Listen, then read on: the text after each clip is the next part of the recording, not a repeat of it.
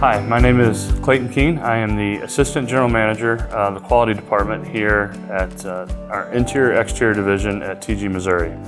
Today I want to talk to you about quality inspections, the supervisor training through TG University, the information that we provide to our supervisors, why it's important, and what we want them to know, understand, and take away from this training session.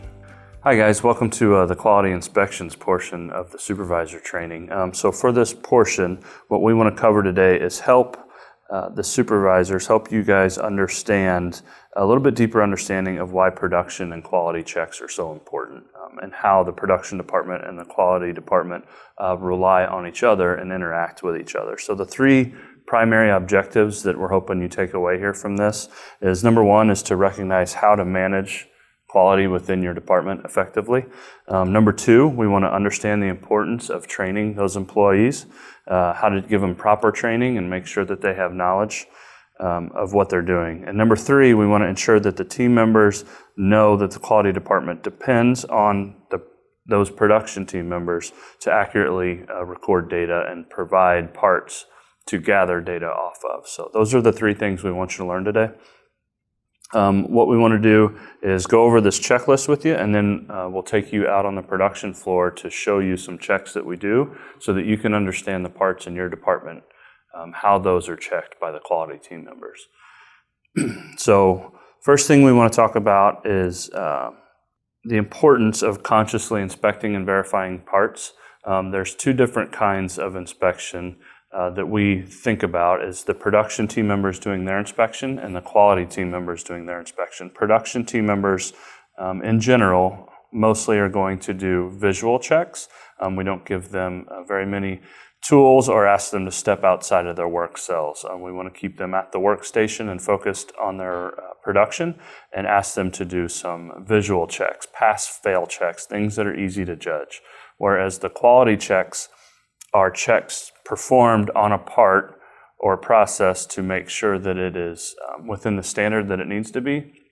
Generally, they'll use some tools or equipment to perform those checks. So they're gonna, they can do pass-fail checks, but they will generally make some judgment or record some data for that. So one of the things that is important is whenever we do those inspections, we're consciously inspecting, not going through the motions. We don't want to just think, oh, I know how to do this, and glance over it and skip over everything. If there's 10 items on the check sheet, we want to make sure, number one, record the information. Number two, record the information. So we're very conscious and deliberate about what we're doing. The other thing we want to talk about is the supervisor's responsibility to ensure that your team members are accurately and honestly filling out that data. So we know that complacency can sometimes take hold.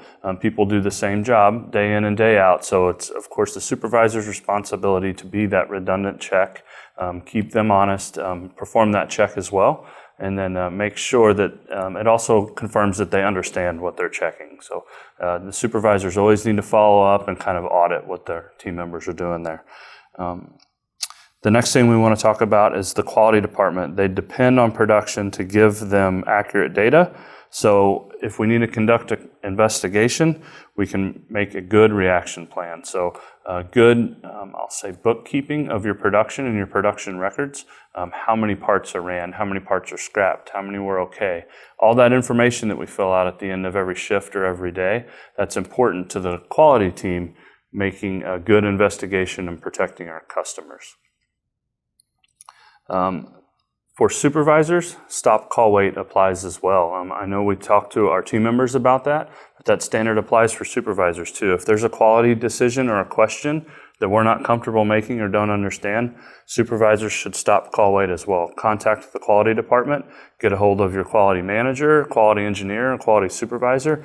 Get those folks involved to support and help make a good decision about the quality of that product. So don't be afraid to raise your hand and stop, call, wait as well. The next thing we want to talk about is training team members correctly. So there's different things that our team members need to know to help make a good quality product. The first one is first, middle, last, or our first final checks. At our injection processes and our assembly processes, we always want to make sure that the first parts are qualified before we begin that run, and our last checks are good, so we know that that production run was okay. So those team members really need to understand that they need to get the first part and the true last part to bookend that production run. The next thing is master parts and boundary parts. Those need to be available to the team members to reference if there is question or something that they need to compare against. And then we know that not everything is always perfect and easy to understand. So it's always good to have limit samples or boundary samples at the process so that they can understand kind of the limits of what's acceptable or maybe not acceptable on a product. So we want to keep those clean and readily available for the team members at their work process. The next is the stop, call, wait. We talked about that a little bit, and it's important for the team members too. They need to know that there's other people there to support them and help them make decisions, that it's not kind of always on them. So if they're ever not sure or something feels abnormal, sounds abnormal, looks abnormal, they need to stop, raise their hand, use their and-on to make a call to the supervisor or quality team member, and then wait for that process to develop so team members can support them, make a decision, and make a plan going forward.